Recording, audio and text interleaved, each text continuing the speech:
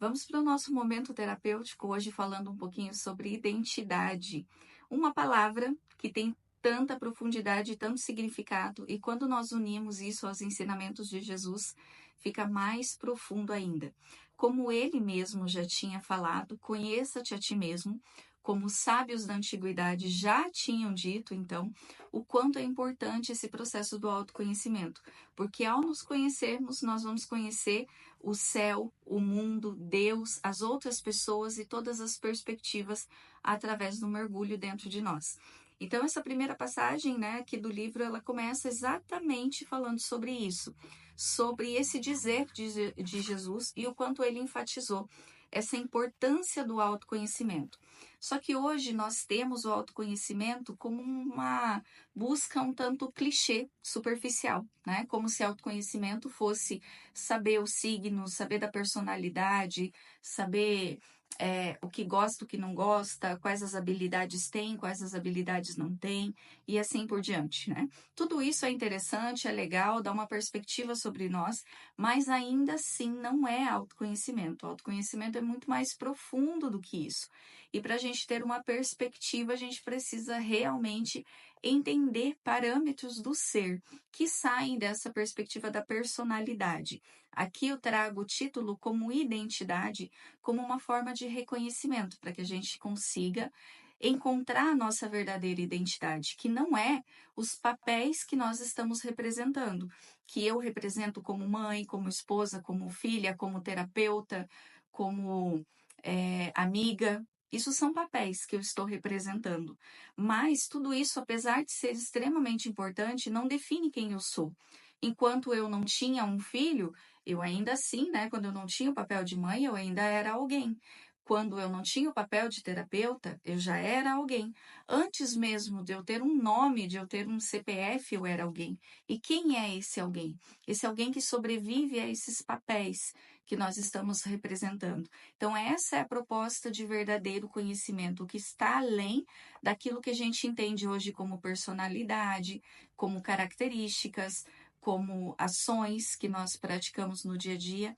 Conhecer tudo isso nada mais é do que o entendimento sobre como a gente se funciona, mas não é um conhecimento de verdade. E aqui, na perspectiva do livro, eu trago a importância de que para a gente se conhecer, nós precisamos conhecer a nossa natureza, conhecer o nosso Criador. E aí a gente já vai para uma perspectiva divina, compreender e entender Deus numa profundidade muito maior. Porque hoje nós temos Deus como uma figura, por mais que racionalmente, consciencialmente a gente diga que não, nas nossas células, nas nossas crenças, a gente ainda crê num Deus antropomórfico que está em algum lugar direcionando o que é certo, o que é errado, punindo algumas pessoas por equívocos, né? Promovendo outras por acertos e assim por diante.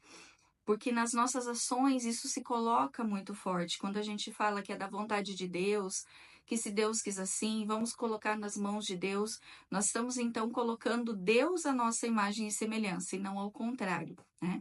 E essa perspectiva de Deus, por que conhecer Deus em profundidade é tão importante? Porque foi a partir dele que nós fomos criados. Então, quando eu conheço Deus, eu conheço a minha própria natureza. E quando eu conheço a minha própria natureza, eu também conheço Deus.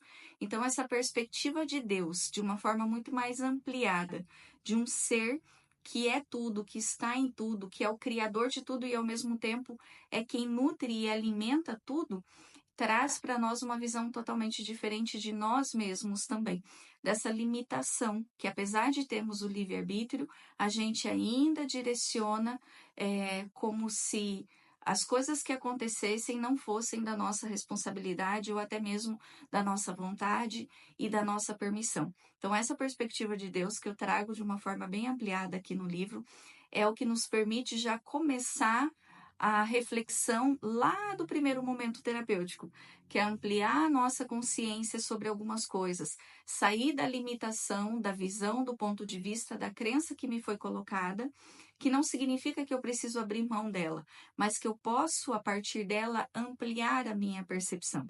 Então, dentre várias reflexões que eu faço para chegar a essa resposta, o que hoje eu acredito, ou a forma que eu vejo, como sinto, que eu sinto Deus, é através de uma energia extremamente amorosa, que é tudo, que está em tudo, que faz parte de tudo.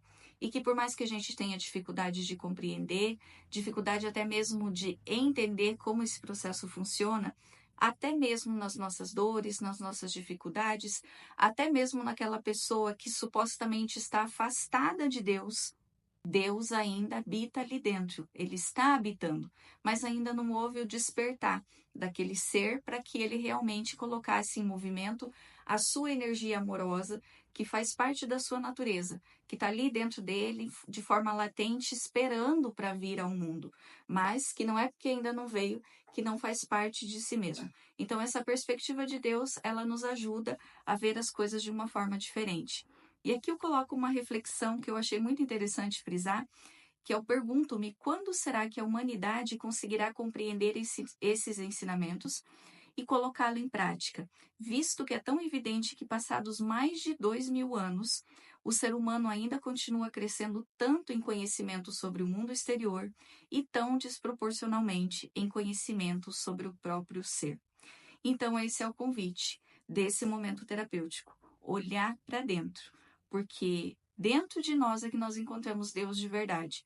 E essa perspectiva, esse ampliar sobre o olhar de Deus, também nos leva à compreensão de nós mesmos.